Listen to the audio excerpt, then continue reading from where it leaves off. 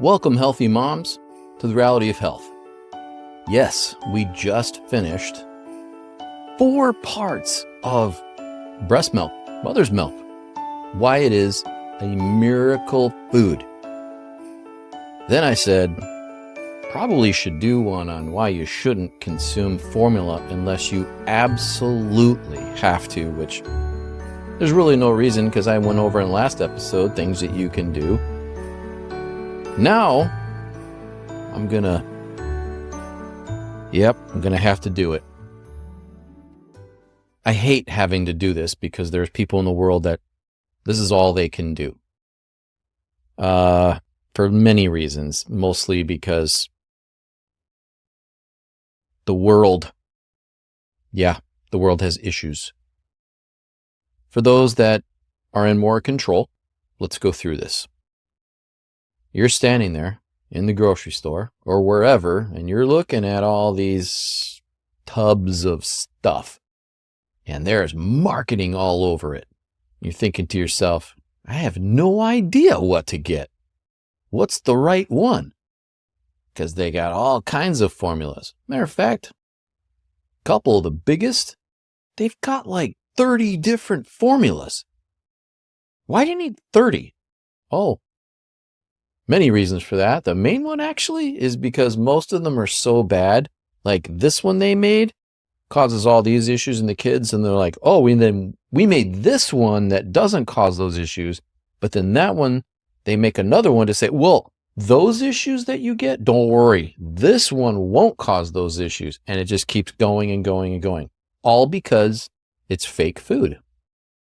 And the ingredients are so bad that when you look at what they're made out of, I don't know how to describe it. It's like, how can we make literally the cheapest food in the world, give it to the most vulnerable in the world, and expect them to be healthy? How is that a thing? Well, guess what? It actually is a thing. It's one of the most profitable food items in the store. Not to mention for the people making it. So first, let's put this into context. You're having a hard time making breast milk. So then you think, or you just don't want to nurse. You're just like, I can't take this anymore for whatever reason. Oh, and by the way, let me just make a quick note here. Again, this is not medical advice. I'm not your doctor. I'm not telling you what to do. I'm just sort of giving you some education. So this is for educational purposes.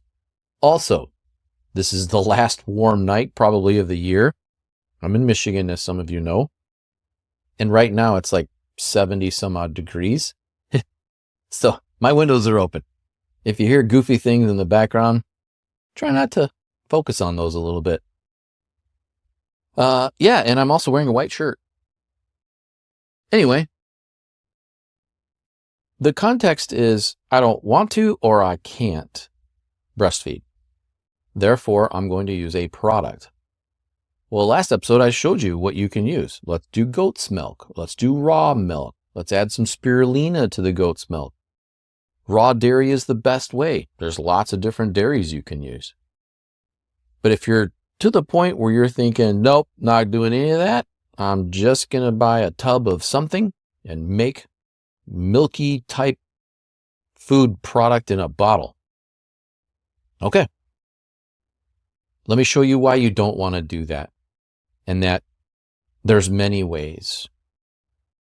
That there's many things that are issues.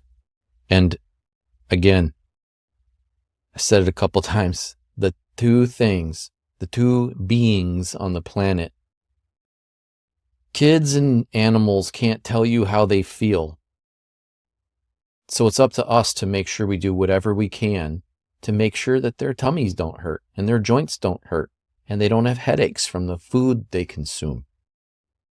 So this is a big problem right here. This is an issue. All right, let's get into it.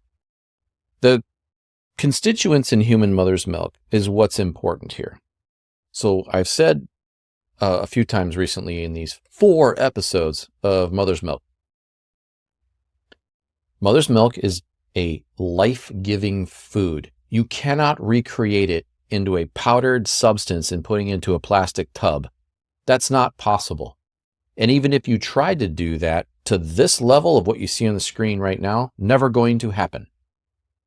What we have is everything from proteins and enzymes and creatine and glucosamine to fats and sugars and vitamins and minerals and all the stuff.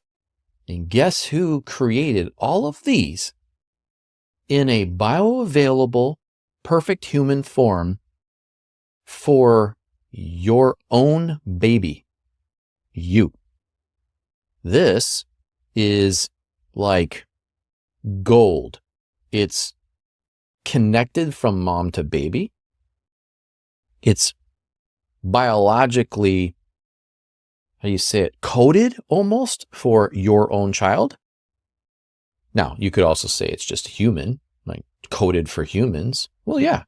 So you could help another mom out and help feed their baby, or you could help feed, they could help feed your baby, or you could help feed theirs because you're human and this is, but there's nuances for your baby only that nobody knows about. It's just between your body and their body. There's so much more to life than we know. And anybody who says it's not scientific and you can't prove it, you don't have to prove it. It's a fact.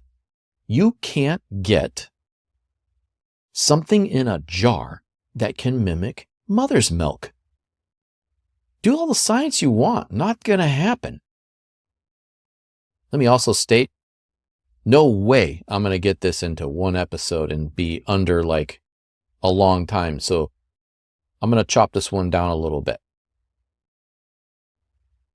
The general concept is it's impossible to make this into something you add water to and feed your baby and expect your baby to be perfectly healthy and everything is great and wonderful. There are many more factors to growth than just the nutrition you put into a baby. There's outside influences and love, frequencies like sound and the sun, water, a lot of things. But this mother's milk episodes and now what would be baby formula episodes is about the contents of the milk and how you can't make it in a lab. Yeah. Let's get into the two most ubiquitous and most sold formulas in the industry. This is one of the brands, Enfamil.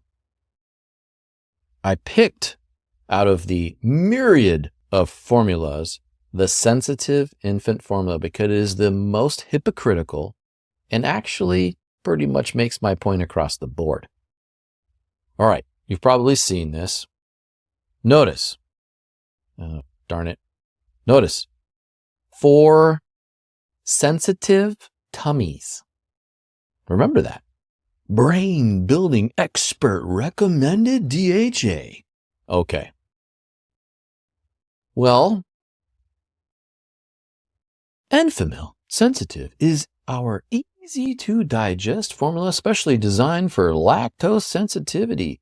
That has brain-building omega-3 DHA global experts recommend. Easy to digest proteins and has omega-3 DHA. Oh, interesting. Well, that's pretty awesome. Until you look at the ingredients. What's the first one? Oh, that'd be corn syrup solids. The last I checked, corn syrup solids are never in mother's milk.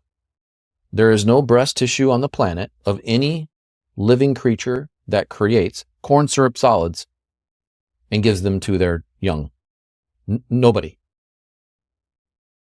And by the way, those of you who know that ingredient listings, it always starts with the most amount first. So corn syrup solids is the most amount.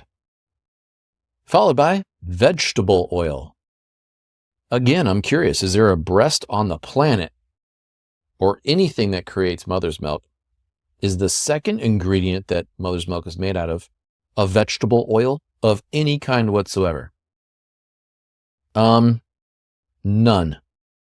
Zero whatsoever. So the choice for their oils is always the same in all the formulas. Palm kernel oil, they want to call it something else so that you don't know what it really is. Because the media says, oh, palm kernel oil is terrible for you. And then some people say, no, palm kernel oil is good for you. But palm kernel oil doesn't sound great. It sounds like, I probably shouldn't eat that. So they call it palm olein oil. Olein oil. Oh, it sounds better. Okay. Coconut oil. Still not in mother's milk, which has MCTs, which irritates the gut for many, many people, including a baby, a baby who has a very sensitive gut. Remember, we're talking about a sensitive infant formula. Soy oil. So we put in some of the least expensive oils, and then we put in the most least expensive oil of all time, soybean oil, which is absolutely detrimental to the human body, and no one should ever consume it ever, no matter what, ever. So we give it to our babies. Yeah. It's called profit margin. And of course, who makes this? Oh, that would be a pharmaceutical company. And then, of course, high oleic sunflower oil. And they have to throw the high oleic, meaning, oh, look, see, it's high in this good thing. No, it's not. These are bad for you. Vegetable oils and seed oils are bad for you. Known fact. You can't dispute it. And if anybody tries to dispute it, you're just flat out wrong. Milk protein isolate. So you took the protein out of a milk substance. Which milk did you pull it out of? First thing. What kind of quality was that milk? And you just isolated it. Let me ask you, does a breast make an isolated milk protein? Nope. It's just protein within the entire milk. So in a sense, wouldn't it be better just to consume like raw dairy that it already has it in there? Why would you isolate a protein? Anytime you isolate a nutrient, it always becomes very powerful and has consequences. Sometimes they're good consequences for a short amount of time. Less than 2% of this stuff. All right, now I want to show. This is where it gets really interesting. I'm going to get to two things here in a second, but look at all the vitamins and the minerals. They're all the worst forms, by the way. They're terrible. They're the cheapest garbage stuff that you can buy. They are never going to buy the highest quality, top of the batch vitamin E or niacinamide. They're buying the lowest grade because you're putting a mix. No one's going to know. I know this for a fact. I know people who make supplements. I've met many people. I know inside industry people. They're there in the plant. They're like, oh yeah, some of this stuff is the worst product ever. Some companies have the highest quality of whatever nutrient that is because they've got ins with the people who make those things. All right, so let's point out the two oils. Mortierella alpina oil. Second one is Schizochitrium sp. oil. All right, we're going to get into those. Don't you worry. Corn syrup solids, an easily digestible source of carbohydrates for infants with developing digestive systems. Again, if the breast milk does not make corn syrup, then why would you want that in a developing digestive system? What would be better?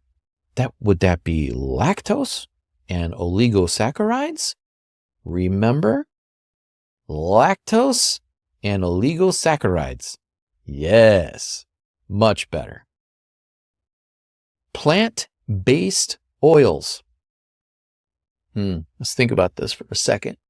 Is your baby a plant? Or is it a living being made out of tissues with organ systems and central nervous system and everything else that goes on. A digestive system, by the way. Does it need plant oils? No, it doesn't need plant oils. If they're bad for you when you're 14 or 44, they're not good for you when you're 4 days old. Oh boy. Anyway, they try and give a source of DHA and ARA, which is arachidonic acid, with those two oils. I'm just going to call them Alpina and SP oil. It's just easier to say. It's just amazing. All right. So we saw that this is a sensitive infant formula. Let's move on to Similac. Must be better, right? Different company. 2 best-selling, by the way. All right. Let's see what we got here. Ingredients. We got corn syrup as the very first one. Again. So that means this is mostly a corn syrup product. Milk protein isolate. High oleic safflower oil. That's a seed. Sugar. Okay. This is going to be really, really difficult for me not to get really sarcastic and very upset about this. And if you're not already like, what? Wait a minute. Why? Hopefully by the end of this, you're going to go, all right, I'm telling everybody no. No more formula. No more. So in the first 5 ingredients, you have 2 sources of sugar. How much sugar does a baby need? It doesn't need more than what human mother's milk would make, which is, yes, the largest portion, but it's easily digestible and it's quick and it changes over time. As the milk gets more mature, it gets more fatty.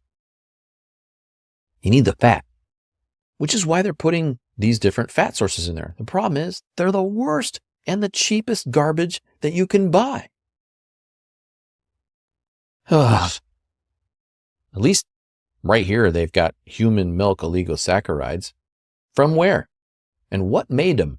Because I'm going to show you, they make things in labs. Not everything is made. Like, you would think human milk oligosaccharides would be made by a human. Like there's some mom somewhere, like, producing milk, and they take that milk and they separate those oligosaccharides just to put in your, sensitive baby formula. That's not what's happening. These are made in a lab to be similar to what you would make as a human. And again, we have the SP oil and the Alpina oil. And then all the garbage, vitamins and minerals. Okay? Just another product. What do you think the price of this really is? You have a 20-ounce tub for $35. What was this one again? Enfamil. Enfamil was $39 for 19.5 ounces. Okay. That's 28 cents per fluid ounce. And then the Similac, whatever that turns out to be. That's really expensive. Do you know how expensive that is? The amount of servings in that tiny little tub, and they know they got you. So they have the worst quality ingredients, the cheapest stuff that they can put in there, and then they charge you an arm and a leg for it because they know you have to use it.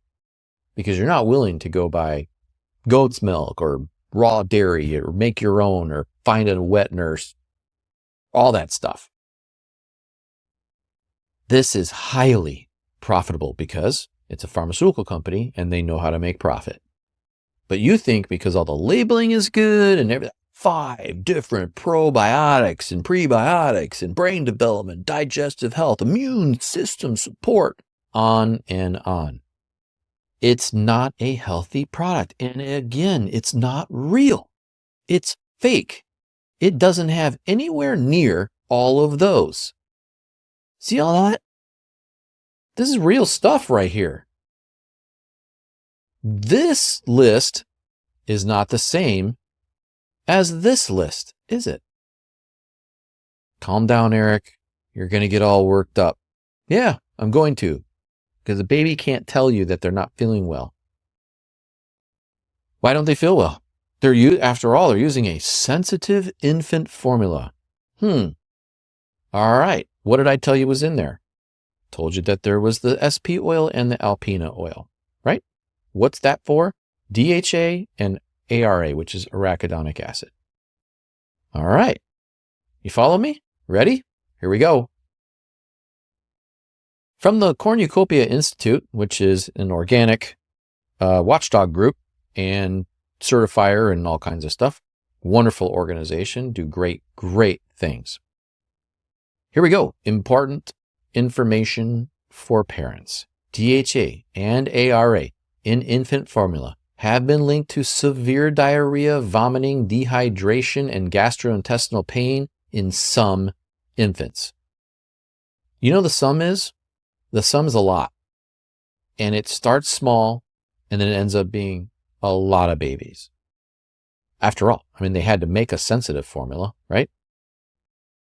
Since these additives are relatively new in infant formula, not all pediatricians are aware of their possible side effects.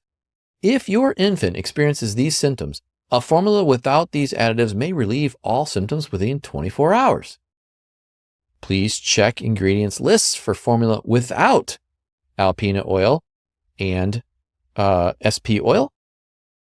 These oils are extracted from fermented fungus and algae with a neurotoxic chemical solvent. You heard that. And some infants, you ready, experience serious adverse reactions to these additives. Okay. Why do you think that they're experiencing symptoms? Is it the fermented fungus or the algae? Not really.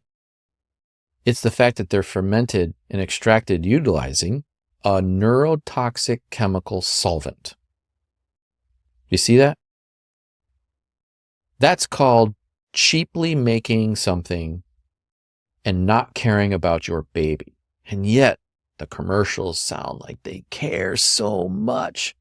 Don't worry, we got you covered, moms. We got DHA in there and ARA in there.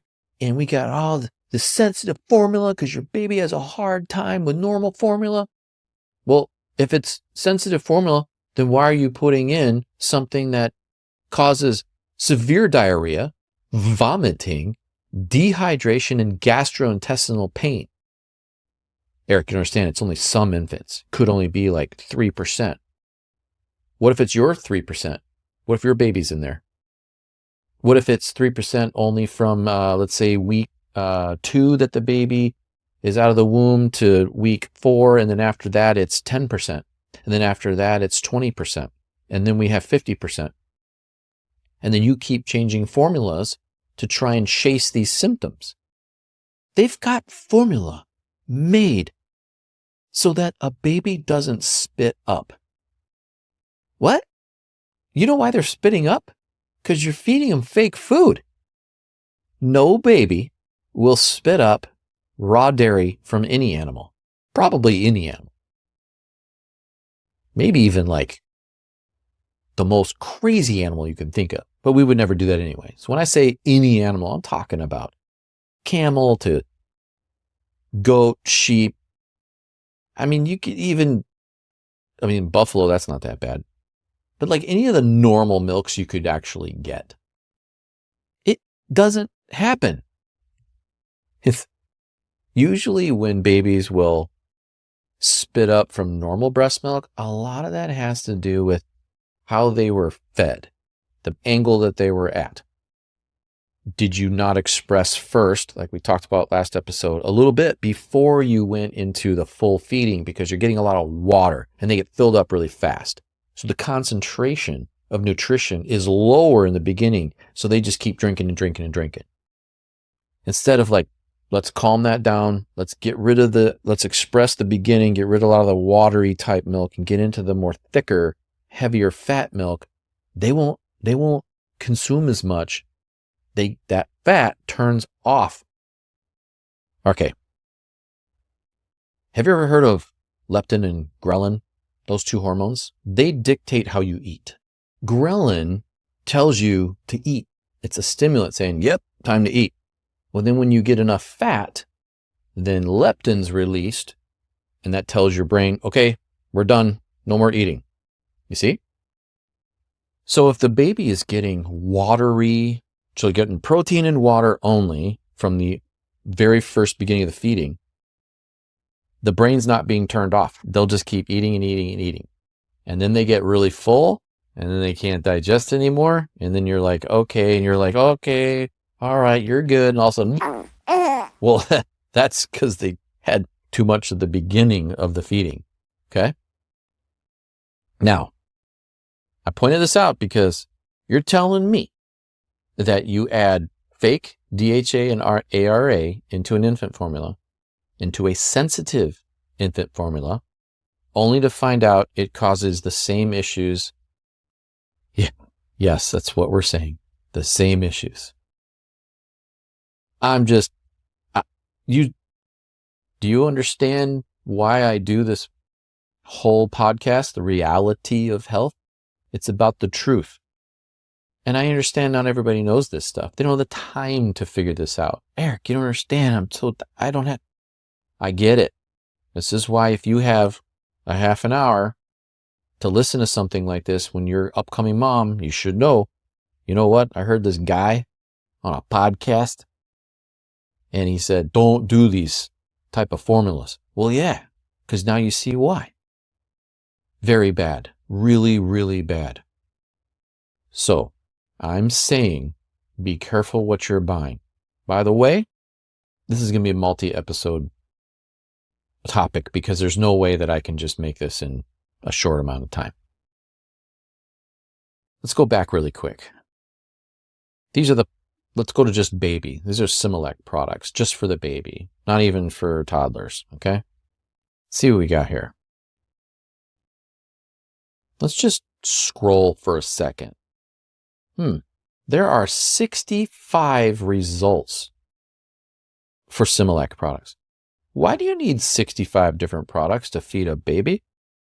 There's only one that comes out of the breast tissue. Am I right?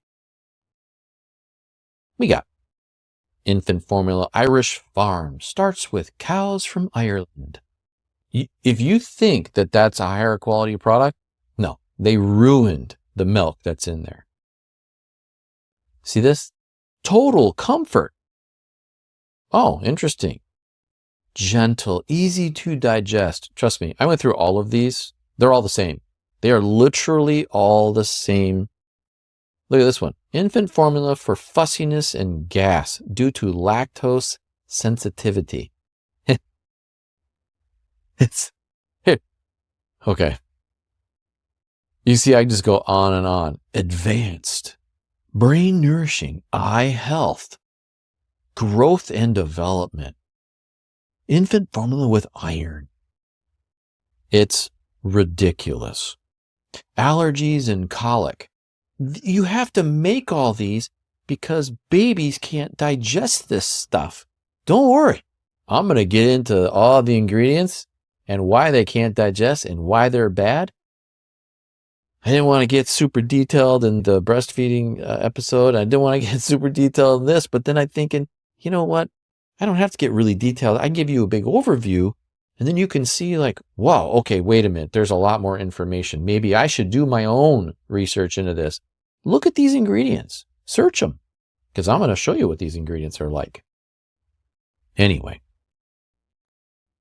do not forget this right here. By the way, let's just make it really quick. So a fermented fungus, that's not a problem with that. There's funguses everywhere. They produce all kinds of great things for us. That's not the big deal. The algae, not a problem at all. It's the neurotoxic chemical solvent that's the problem. Why would you give that to your child? They don't clean all that out. They can't clean all that out. So when you do things like even vegetable oil, like you buy a canola oil or grapeseed oil or any of this garbage in the stores, they use chemical solvents. They don't clean those out. You're getting those chemical solvents in that supposedly healthy grapeseed oil that you use in your cooking now. Okay, let's continue the next episode. I promise you, it gets more ridiculous. I don't want to hold back. Thank you for listening. Hope you listen on the next one and then pass this information off to your children who are about to, give birth or they're talking about getting pregnant. Most of my listeners are older anyway, so they could send this down to their kids. Appreciate everybody listening, and let's continue this on Thursday. Thank you.